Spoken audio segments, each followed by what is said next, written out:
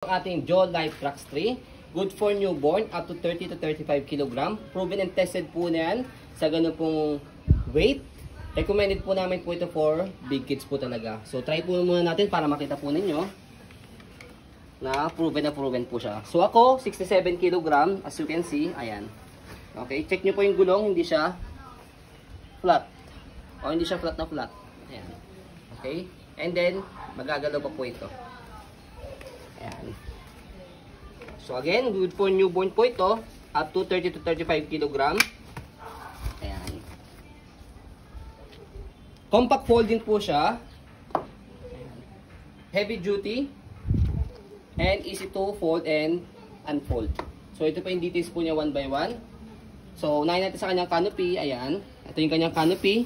Combination ng gray and brown. Hindi po siya faded dito. Color niya talaga yan. Same siya ng Even po itong front handle niya.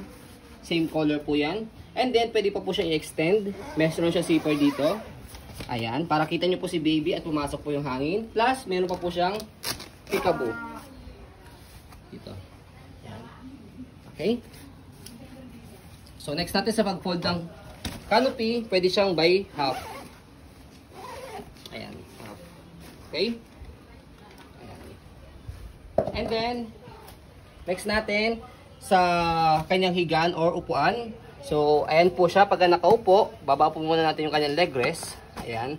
So, as you can see, malapad po siya. And then, mahaba. Yun po yung kinagandaan po kay Jaw Life Trax 3. So, pag nakahiga naman po, para mas mahaba siya, agan natin yung leg rest niya. And then, higa natin. Ayan. Diba? Mahaba siya and then malapad. And next natin, yung kanya pong front handle. Ayan po yung kanyang front handle. Again, hindi siya faded Okay, wala po siyang discoloration. So, kapag nilalagay niyo po si baby, tatanggalin niyo po yung front handle. Press niyo po yung button dito, left and right. And then, angat. Push. Ayan. Push back. And then, pagsasalpak po ninyo, shoot nyo lang ito dito. Okay? Next natin sa kanyang harness, na-adjust po siya from newborn, toddler, and kids. Depende po sa laki ng baby po ninyo.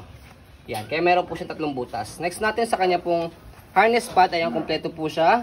5 harness. Safe na safe si baby. Wala po yung putol sa kanyang belt lock. Okay? So, slide nyo na siyang ganyan. Okay? Ganun po din sa kabila. Ayan. And then next natin, again yung leg rest niya. Para maibaba po ito. Pag nakaupo, meron siyang button dito, left and right. Press nyo and then pull down. Okay? And then yung kanyang footrest, tapakan po ng paa, ganyan po talaga yung design ng 3 wheels. Okay, ganyan po talaga yung design ng footrest for 3 wheels. And then gulong, as you can see, hindi siya pudpud.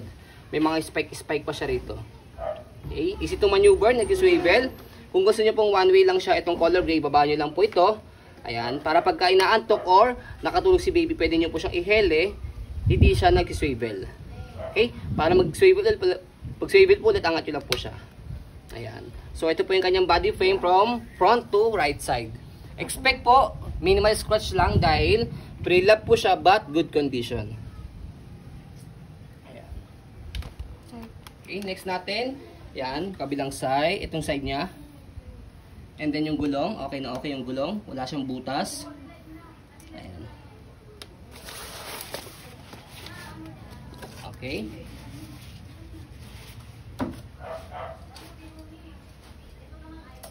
Yung kanyang pito, may pin pa. And then, sa likod, yung kanyang gulong, kabila, okay na okay din. Meron pa siyang pito. Yung pito niya, may pin din. And then, regarding po sa kanyang stopper, ayan. So, naka-cable na po siya para isang tapak lang po. Dito naka-stop na. Angat lang po para mag-go. Okay? So, sa likod, ayan, dito po siya ina-adjust kapag isa-semi-recline o hihiga po ninyo. So, pe-press nyo lang po ito. Kalahati semi-recline, fully reclined sa pinakasagad. So, press natin to and then pull down. Semi-reclined. And then fully reclined. So, ito po yung likod niya. So, kapag iupo naman po, press nyo lang po ito. And then, ayan. Press. And then, hatak po ito. Pinakasagad niya. Para upong-upo siya. Next natin, yung kanyang basket. Yan, malaki po siya hanggang 15 kg. And, kabilang side ng body frame, ang left side. Ayun po. Black na black. And next natin yung kanyang magandang handle. Ayan, wala po siyang tear or punit. Okay? So, next natin sa pag-fold po sa kanya, napakadali lang ng pag-fold at pag-open. One hand fold lang po. Makikita po natin dito sa kanyang upuan.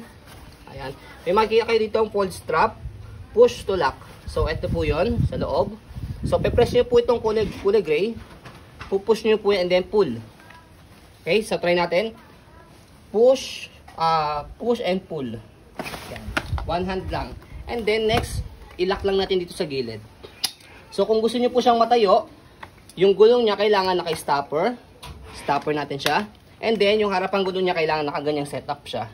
So, tayo natin. Natatayo po ito. Marami na kami nagkaroon ng ganitong stocks. And mabilis lang po mabenta sa amin dahil pang matagalan na po talaga siya for big kids. Ayan.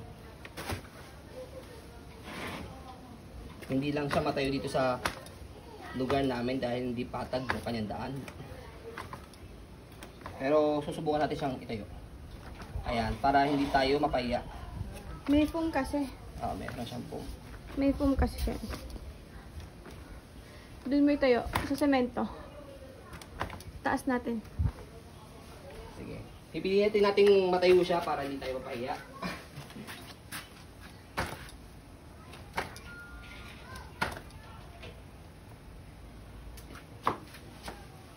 Walang sandalan yan kasi ano yan tawag doon.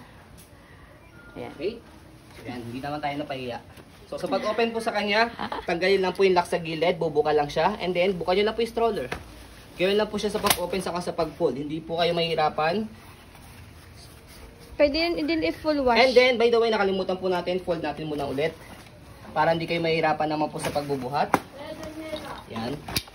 So, para hindi po kayo napahirapan sa pagbubuhat, hindi nyo na kailangan siyang i-hand carry.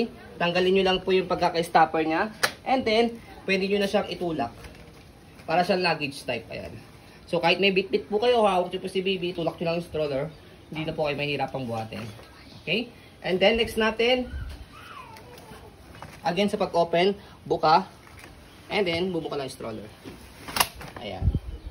So, pag-wash ka. Okay? So, hindi pa po namin po ito na-wash. So, wash nyo na lang po siya. So, sa pag-wash naman po nito, bigyan na rin namin po kayo ng tip. Buhusan nyo lang po siya ng tubig and then color safe na Sondrox. Color safe po Kung may pressure water sila. Or kung meron po kayong pressure water, para yung pressure po ng tubig talaga nalilinis siya. Para hindi nyo na siya i-brush ng... Yung brush lang light po, hindi po yung brush na nagkakaroon ng himulmol. Kasi alikabok lang naman yan. Yes. Wala naman siyang stay. So after po yun, kapag na banlawan nyo na po siya, air dry lang. Okay? Bilad nyo sa araw. Bilad nyo lang po sa araw muna ng sandali hanggang medyo mawala na po yung tubig-tubig po niya. After po nyo, air dry nyo lang po siya or tapan nyo po sa electric fan hanggang sa matuyo po siya. Para maiwasan po natin yung pagkakaroon ng faded or discoloration. So pati yun, sinama na rin po natin para tip na rin po namin sa inyo. Ayun po, as you can see, very details po kami sa ayun po pag-video kasi kami siya policy, no refund, no exchange, what you see is what you get. So ayun po, maraming salamat. Have a nice day and God bless po.